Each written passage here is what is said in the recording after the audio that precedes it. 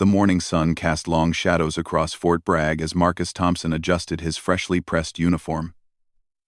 At 22, he carried himself with the swagger of someone who believed his own hype. The Navy SEAL trident gleamed on his chest, a symbol he'd earned through months of grueling training that had pushed him beyond every limit he thought he had. Marcus had arrived at the Joint Training Facility just 3 days ago, and already the whispers followed him wherever he went. Navy SEALs were rare on Army bases, and his presence drew attention like a magnet. He didn't mind the stares. In fact, he welcomed them. After all, he was part of the most elite fighting force in the world. The mess hall buzzed with the usual morning chatter as soldiers grabbed their breakfast before heading to training exercises. Marcus walked through the serving line, his confident stride catching the eye of several Army Rangers sitting at a nearby table. He could hear fragments of their conversation as he passed. "Pretty boy thinks he's something special," one of them muttered. Not quite loud enough for Marcus to hear clearly, but the tone was unmistakable. Marcus had dealt with jealousy before. It came with the territory of being a SEAL. These Army guys spent their whole careers hearing about how Navy SEALs were the best of the best. And now they had one right here in their backyard. He understood their resentment, even felt a little sorry for them.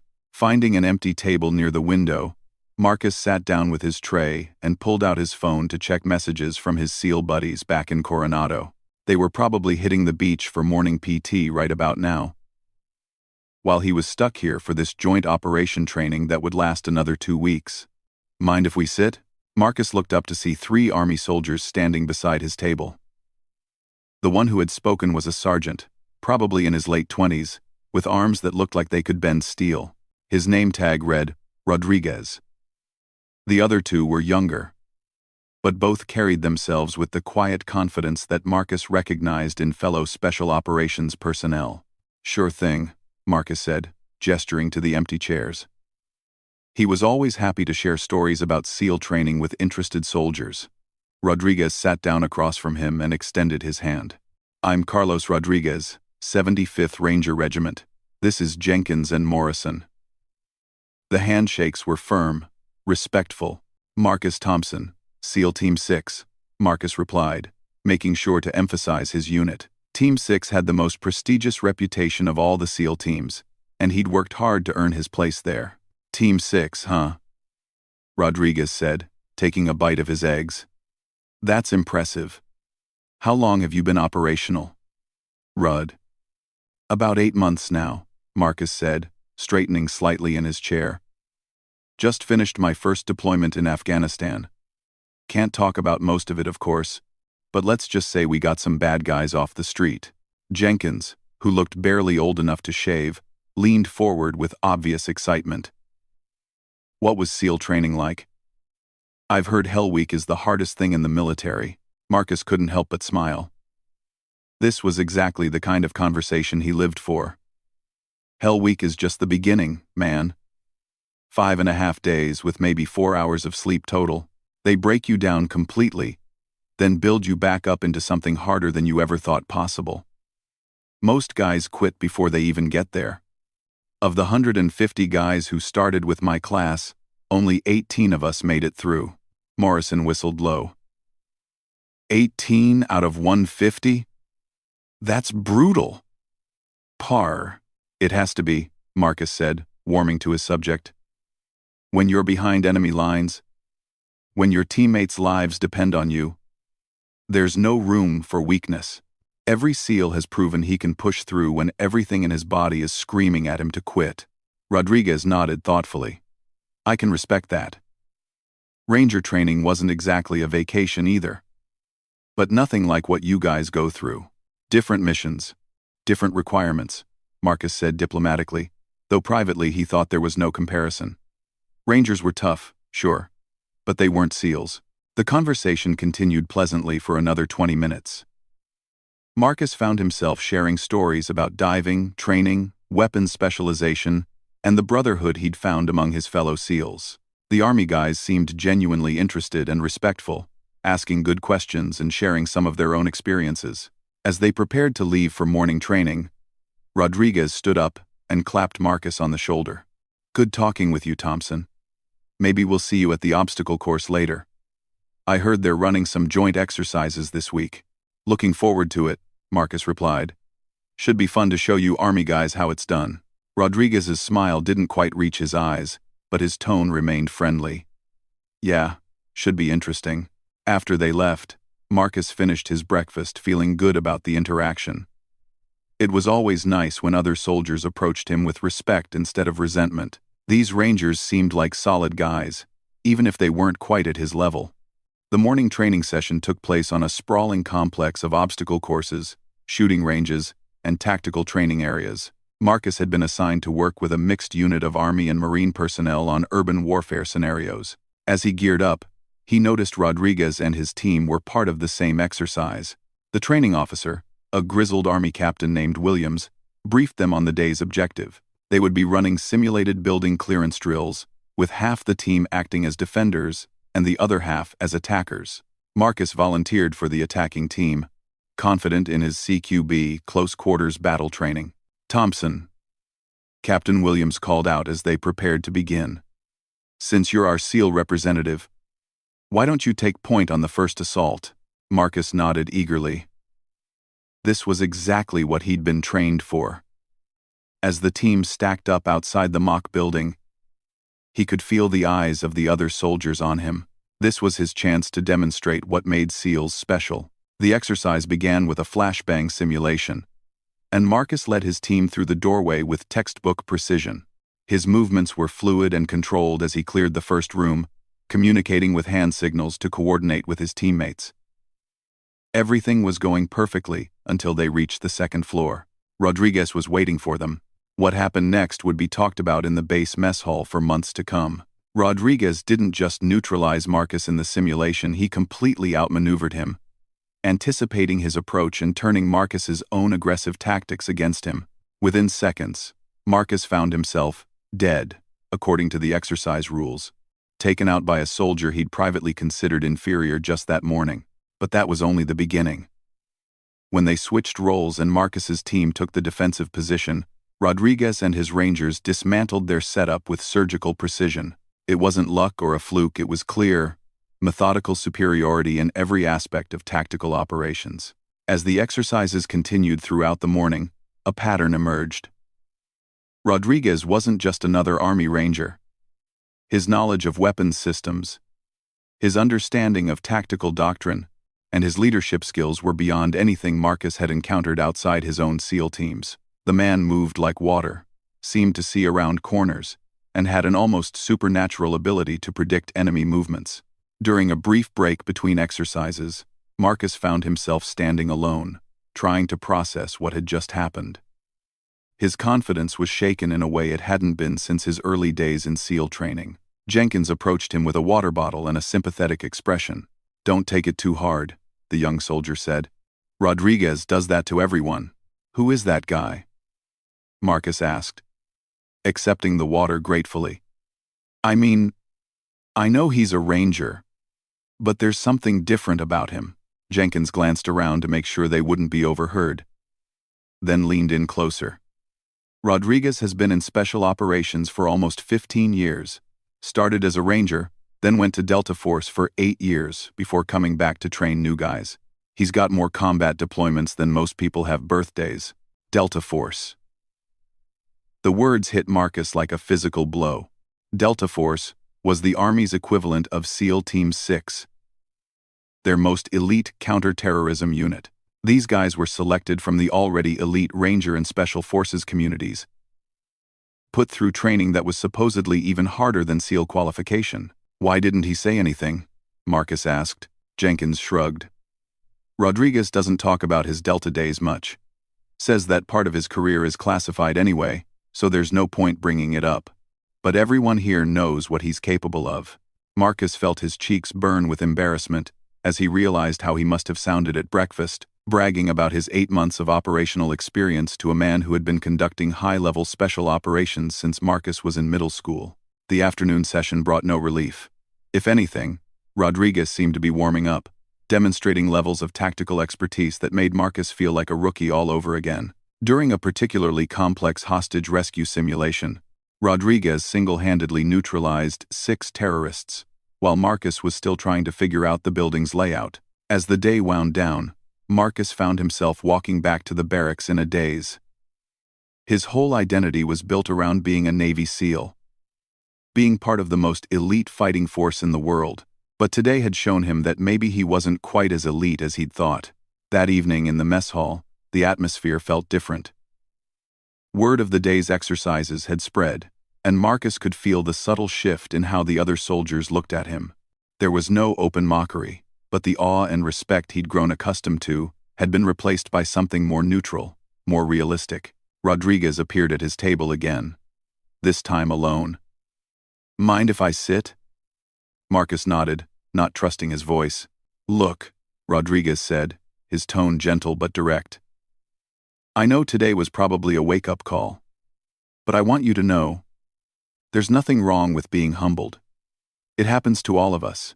I made a fool of myself," Marcus said quietly. "No, you didn't. You just learned something important. Being a SEAL is a huge accomplishment, Thompson. What you went through to earn that trident is no joke. But that's just the beginning of your journey, not the end of it." Marcus looked up at the older soldier. "Why didn't you tell me about Delta Force?" Rodriguez smiled.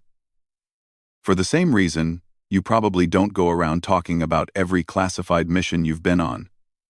Some things you keep to yourself, but also because I wanted to see what kind of person you are. Whether you're someone who can learn from getting beaten, or someone who makes excuses. And what's the verdict? Still deciding," Rodriguez said honestly. "But the fact that you're sitting here talking to me instead of sulking in your room is a good sign." They sat in comfortable silence for a moment before Rodriguez spoke again. "You know, when I was your age, I thought I was hot stuff too. Ranger school, combat deployments, the whole 9 yards. Then I tried out for Delta and got my ass handed to me so hard I couldn't sit down for a week. But you made it eventually. Second time around, yeah. But only because that first failure taught me something crucial. There's always someone better, always something more to learn. The day you think you know it all is the day you start becoming worse instead of better." Marcus nodded slowly. It was a hard lesson, but one he was beginning to understand. "So, what do I do now?" Rodriguez leaned back in his chair. "Now you decide what kind of operator you want to be. You can coast on your reputation and your past achievements. Or you can use today as motivation to become better. Your choice." As Rodriguez stood to leave, he paused and looked down at Marcus. "For what it's worth, your fundamentals are solid. Your weapon handling is excellent. And you've got good instincts. You just need experience and a little humility. Give it a few years, and you might surprise yourself." All ever. After Rodriguez left, Marcus sat alone in the mess hall as it gradually emptied around him. The events of the day played through his mind like a movie, each scene highlighting another moment of overconfidence or tactical error. But beneath the embarrassment, he felt something else stirring curiosity, determination, and a hunger to prove himself that he hadn't felt since his early days in SEAL training. Tomorrow would bring new challenges, new opportunities to learn and grow. And Marcus Thompson was beginning to realize that maybe, just maybe, that was exactly what he needed. The second week of joint training began with Marcus approaching everything differently. Gone was the swagger that had marked his first few days at Fort Bragg. Instead, he found himself watching, listening, and learning in ways he hadn't done since his rookie days as a SEAL trainee. Rodriguez had been assigned as his training partner for advanced reconnaissance exercises, and Marcus was beginning to understand just how much he didn't know. What he had thought was expertise was really just competence, and the gap between the two was wider than he'd ever imagined. "Movement is about more than just staying low and quiet," Rodriguez explained as they prepared for a nighttime infiltration exercise. "It's about understanding the environment, predicting how defenders will position themselves, and knowing when to be patient and when to be aggressive." They were lying prone on a small hill overlooking a compound that had been set up to simulate a terrorist stronghold. Other teams from various units would be attempting the same infiltration over the course of the week, with their approaches monitored and graded by a panel of senior officers. Marcus adjusted his night vision goggles and studied the target area. 3 buildings arranged in a triangular pattern, with guard towers at two corners and what appeared to be patrol routes connecting them. His initial assessment was to approach from the eastern side, where the shadows looked deepest. "What do you think?" Rodriguez asked quietly. "East approach," Marcus whispered back. "Minimal light exposure, good cover from that drainage ditch." Rodriguez was quiet for a long moment, and Marcus could almost feel him thinking. "Not bad. That's probably what most teams will choose. Question is, if you know that's the obvious route, what does that tell you about how the defenders will be positioned?" The question hit Marcus like a slap. He'd been thinking tactically, but not strategically. If the eastern approach was obvious to him, it would be obvious to the defenders too. They'd have extra security there. Maybe even an ambush. "They'll be waiting for us," Marcus realized. "Probably. So what's our alternative?" Marcus studied the compound again, this time trying to think like the defenders. If he were setting up security, where would he focus his attention? The eastern approach, definitely. Maybe the north side too, since it offered the most direct route to the main building. That left the south and west sides. But both of those had significant obstacles. "The west side has that open ground," Marcus said slowly, working through the problem. 50 meters of no cover at all. Nobody would be stupid enough to cross that. "Nobody except us," Rodriguez said, and Marcus could hear the smile in his voice. The infiltration took 4 hours. 4 hours of painstaking movement, where every step had to be calculated and every breath controlled. Rodriguez moved like a ghost, covering ground that should have been impossible to cross while remaining completely invisible to the thermal cameras and motion sensors that had been set up throughout the compound. But it wasn't just about the physical skills. Rodriguez taught Marcus to think 3 moves ahead, to consider not just their current position but how it would affect their extraction route, their backup plans, and their response to different contingencies. It was like playing chess in 3 dimensions while solving a complex math problem. When they finally reached their objective, a mock intelligence gathering point inside the main building, Marcus felt like he'd just completed the most educational 4 hours of his military career. They had successfully avoided detection, gathered their target information, and extracted without alerting any of the simulated guards. "Not bad for a Navy boy," Rodriguez said as they debriefed back at base camp. "Your movement discipline has improved dramatically." Marcus felt a flush of pride at the compliment, but Rodriguez wasn't finished. "But you're still thinking like a direct action operator. You want to go in, complete the mission, and get out as quickly as possible. Sometimes that's exactly what you need. But sometimes patience and observation are more valuable than speed." Over the following days, Rodriguez began introducing Marcus to skills that weren't typically part of standard SEAL training. Advanced surveillance techniques, psychological profiling of enemy forces, and something Rodriguez called environmental integration, the ability to blend so completely into a landscape that you became effectively invisible. Most special operations training focuses on the physical aspects, Rodriguez explained during a break between exercises. Shooting, moving, communicating. And those skills are crucial. But the highest-level operators also develop almost supernatural situational awareness. They can walk into a room and immediately know who the real threats are, what escape routes are available, and how the social dynamics are playing out. To demonstrate, Rodriguez took Marcus to the base's main recreation center during the evening rush. The large room was packed with off-duty soldiers playing pool, watching television, and socializing. To Marcus, it just looked like a typical crowd of military personnel relaxing after a long day. "Tell me what you see," Rodriguez said. "Bunch of soldiers blowing off steam," Marcus replied. "Look closer. Don't just see what's obvious. See what's underneath." Marcus tried to focus his attention differently. At first, it was frustrating. He was looking at the same people doing the same things. But gradually, patterns began to emerge. The way certain groups positioned themselves relative to exits. How some individuals constantly scanned their surroundings, while others were completely focused on their immediate activities. The subtle tension between certain groups that suggested underlying conflicts or competitions. "There," Marcus said suddenly, pointing toward a corner where 3 Marines were playing cards. "Something's wrong with that group." Rodriguez followed his gaze. What makes you say that? The guy with his back to the wall keeps looking toward that table of Army Rangers, and his buddies are positioned like they're ready to move quickly. It's not social positioning. It's tactical. Very good. What else? Marcus continued scanning the room with this new perspective. He began to notice things that had been invisible before. The staff sergeant, who was clearly keeping an eye on several junior enlisted personnel, ready to intervene if their drinking got out of hand. The small group near the television who were speaking in hushed tones about something serious, their body language suggesting classified information. The competition between different units that was playing out in subtle displays of physical fitness and military bearing. It's like reading a map, Marcus said, the realization dawning on him. Everyone here has a position, a purpose, and relationships that affect how they're behaving. Exactly.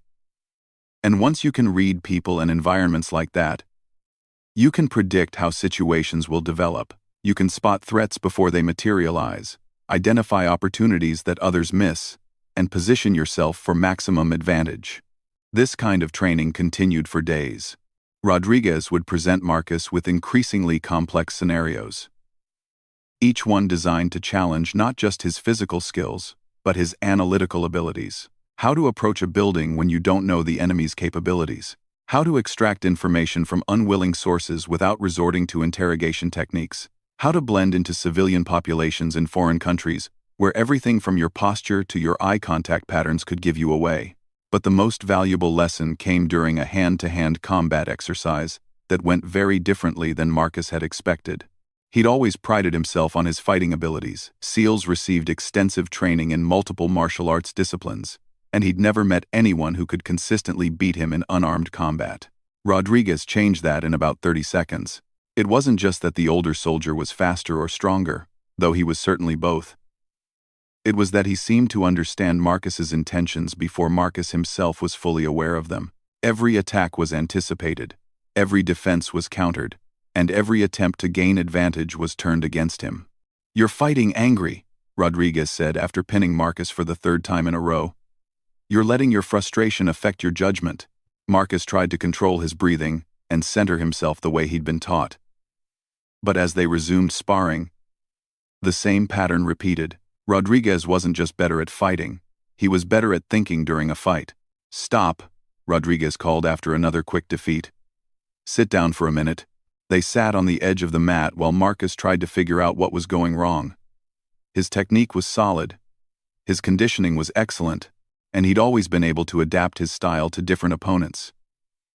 But against Rodriguez, none of that seemed to matter. "What am I doing wrong?" Marcus asked. "You're not doing anything wrong, technically speaking. Your skills are solid, but you're fighting like someone who learned martial arts in a classroom, instead of someone who learned them in life or death situations." Rodriguez stood up and gestured for Marcus to do the same. "Let me show you something. Attack me again.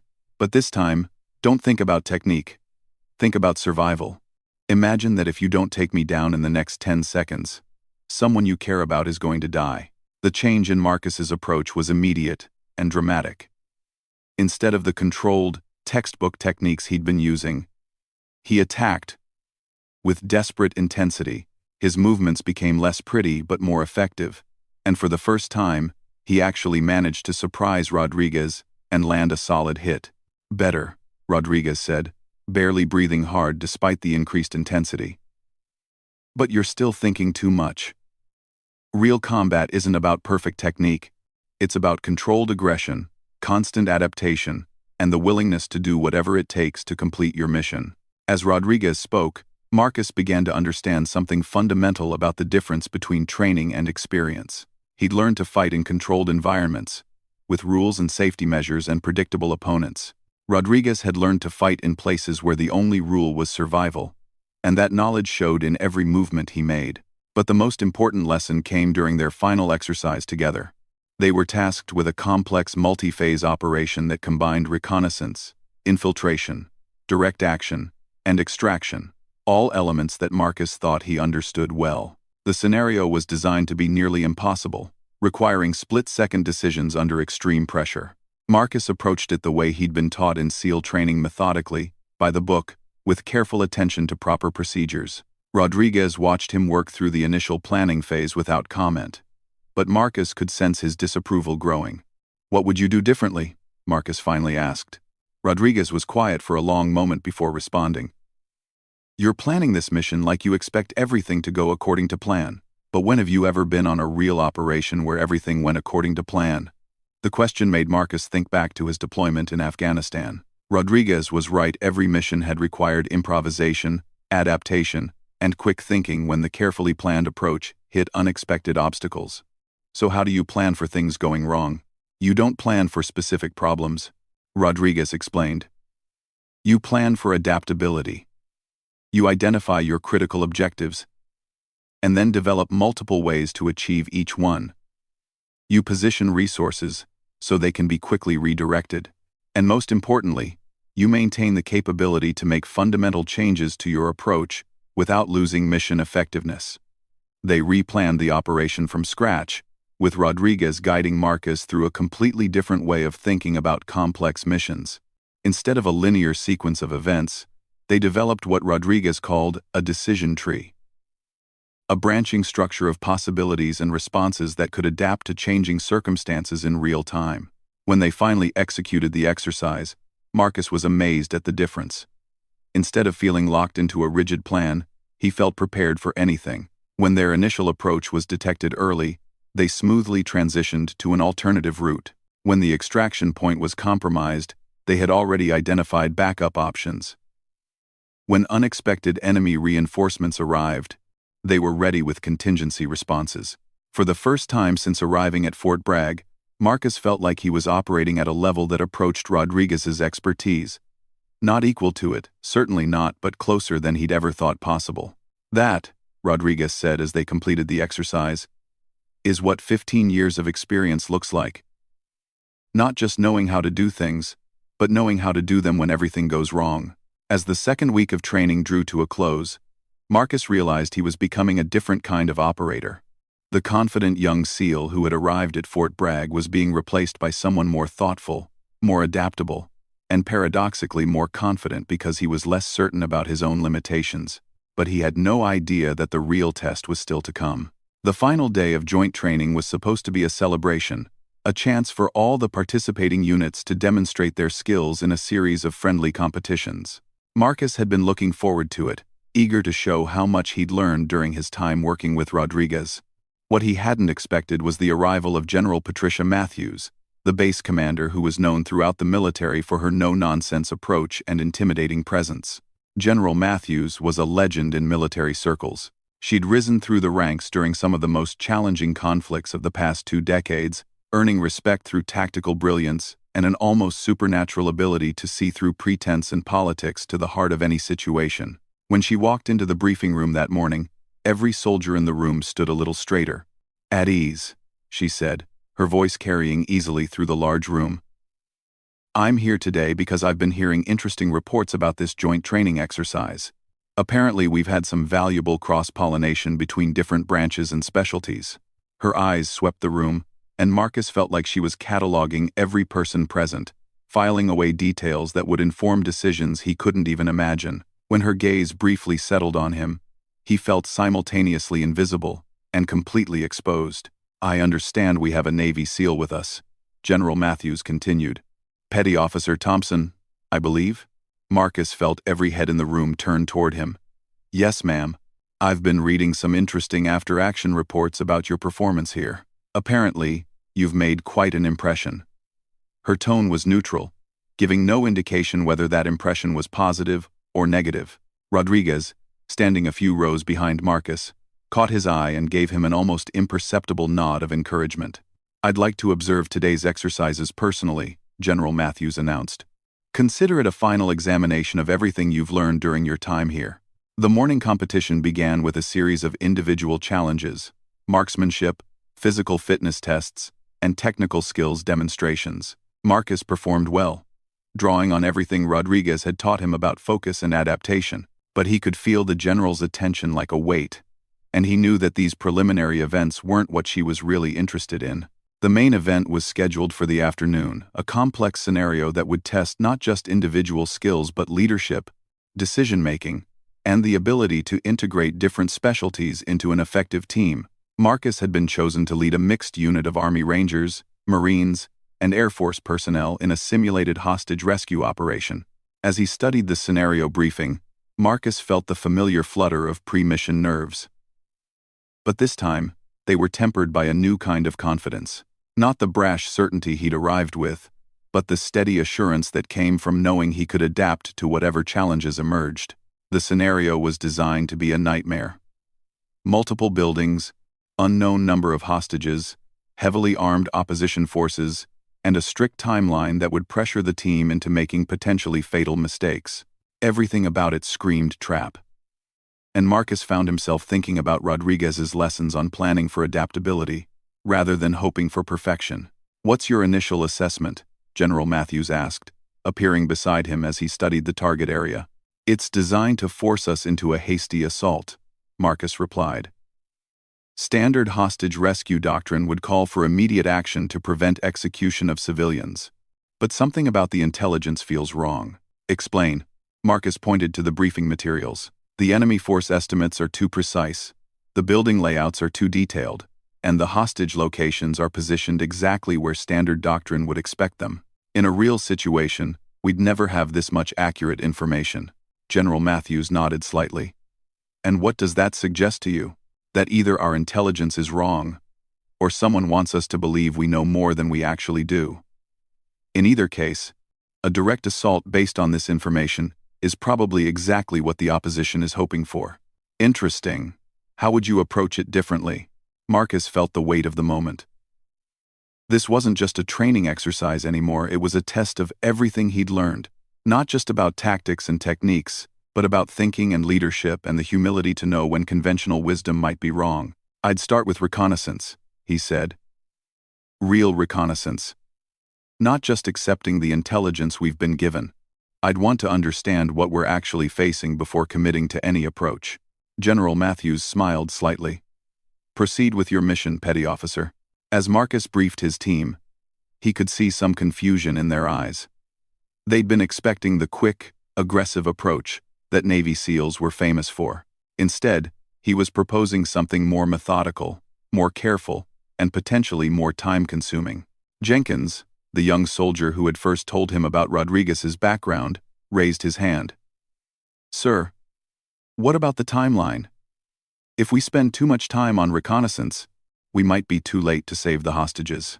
It was a legitimate concern, and Marcus felt the pressure to give the answer they expected. But Rodriguez's voice echoed in his memory. "Sometimes, patience and observation are more valuable than speed." "You're right that timing is critical," Marcus said. "But if we assault the wrong building or walk into an ambush, we definitely won't save anyone. We're going to take the time to understand what we're actually facing." The reconnaissance phase took 45 minutes longer than the exercise planners had expected. But during that time, Marcus's team discovered something that changed everything. The intelligence they'd been given was completely wrong. The hostages weren't where they were supposed to be. The enemy forces were positioned differently than indicated, and there were additional obstacles that hadn't been mentioned in the briefing. "This is why you always verify," Marcus told his team as they regrouped to plan their actual assault. "Someone either gave us bad information accidentally, or they're testing our ability to think independently." The assault itself was a masterpiece of adaptation and teamwork.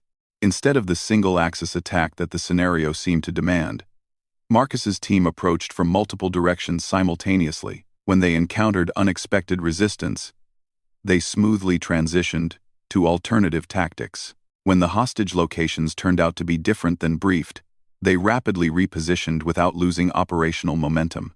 Most importantly, Marcus found himself leading, not by commanding but by empowering. He gave his team members the authority to make tactical decisions within their areas of expertise, coordinated their efforts, and maintained overall situational awareness while trusting them to execute their portions of the mission.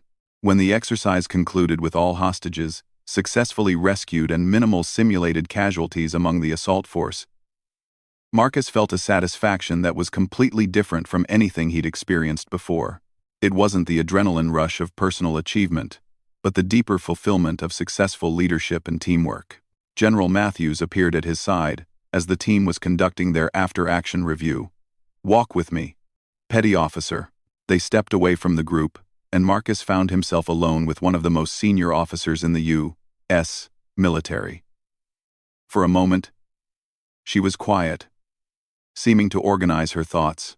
"3 weeks ago, I received a request to have you removed from this exercise," she said finally. "Apparently, you'd made quite an impression during your first few days here, and not necessarily a positive one." Marcus felt his stomach drop.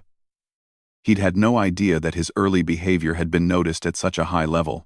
"However," General Matthews continued, "I also received some interesting reports from Sergeant Rodriguez about your potential for growth. He suggested that you might be exactly the kind of officer we need more of, if you could learn some humility." "Yes, ma'am. What I observed today was not the same soldier who arrived here 3 weeks ago. The Marcus Thompson who walked onto this base was competent, but arrogant. He believed his training and his reputation were enough to carry him through any situation." General Matthews stopped walking and turned to face him directly. "The soldier I saw leading that rescue mission understands something much more important. That leadership is not about proving how good you are, but about making everyone around you better." Marcus felt a warmth spreading through his chest that had nothing to do with the late afternoon sun. "I'm recommending you for advanced leadership training," General Matthews said. "Not because you're a Navy SEAL, but because you've demonstrated the ability to learn, adapt, and put mission success ahead of personal ego. Those qualities are rare and valuable." As they walked back toward the group, General Matthews had one more thing to say. "Rodriguez tells me you asked him why he didn't mention his Delta Force background when you first met." Yes, ma'am. I'll tell you why. Though he probably wouldn't say it himself. Carlos Rodriguez is one of the finest soldiers I've ever had the privilege to command. He could have chosen to retire with full honors years ago, or moved on to a lucrative private sector career. Instead, he chose to stay here and train the next generation of special operations personnel. She paused to let that sink in. "He didn't tell you about his background because he wasn't trying to impress you. He was trying to teach you, and apparently, you were smart enough to learn." As the day concluded and the various units prepared to return to their home bases, Marcus found Rodriguez waiting by the barracks with a small group of soldiers who had become friends over the past 3 weeks. Jenkins, Morrison, and several others were there, along with some Marines and Air Force personnel he'd worked with during the exercises. "So, Navy boy," Rodriguez said with a grin, "what's the verdict? Think you learned anything useful from us Army types?" Marcus thought about the question seriously before answering. 3 weeks ago, he would have given a polite but dismissive response, acknowledging their competence while making it clear that SEAL training was still superior. Now, he understood how much larger and more complex the world of military excellence really was. "I learned that being elite isn't about what training you've completed or what unit you're assigned to," he said.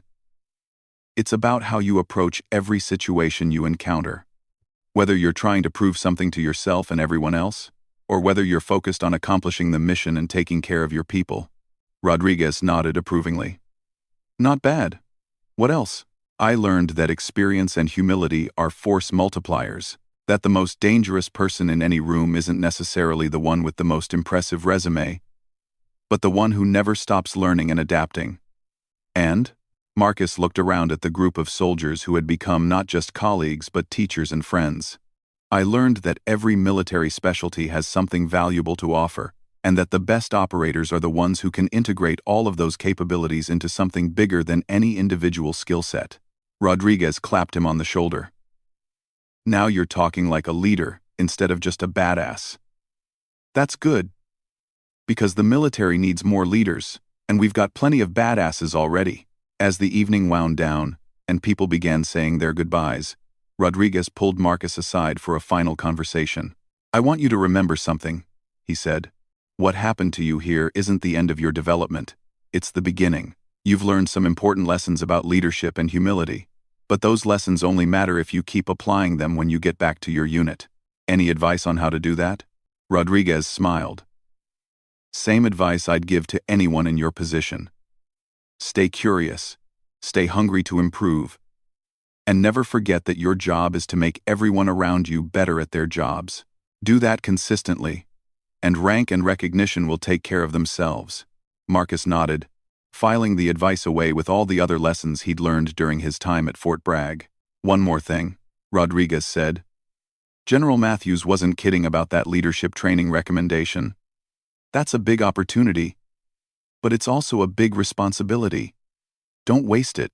As Marcus packed his gear that night, he reflected on everything that had changed during his 3 weeks at the Joint Training Facility. He was returning to his SEAL unit with the same skills he'd arrived with, but with a completely different understanding of how to apply them. More importantly, he was returning with a new vision of what it meant to be a professional soldier and leader. The young man who had arrived at Fort Bragg, convinced of his own superiority, was being replaced by someone who understood that excellence was not a destination but a process. Someone who knew that the most important battles are often fought not against external enemies, but against internal limitations of vision, understanding, and growth. And somewhere in the back of his mind, Marcus was already looking forward to the day when he would have the opportunity to pass these lessons on to the next generation of young soldiers who thought they had everything figured out. Just like Rodriguez had done for him.